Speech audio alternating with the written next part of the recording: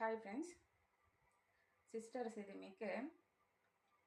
లైఫ్లో మనకు ఎంతోమంది పరిచయం అవుతుంటారు, పోతుంటారు. కాకపోతే ఒకటి చెప్తాను, వినండి. లైఫ్లో ఆడపిల్లలు ఇండిపెండెంట్గా బతకడం నేర్చుకోవాలి. సో ఆడపిల్ల ఫస్ట్ షుడ్ ధైర్యంగా ఉండాలి. అండ్ ప్రతి ఒక్కరికి చెప్తున్నాను, దయచేసి వినండి. ఓన్ సెల్ఫ్ అనేది ఖచ్చితంగా ఉండాలి ఆడపిల్లలకి. నేను క్రిటిసైజ్ చేసే ప్రతి ఒక్కరూ ఉంటారు నీ దగ్గర.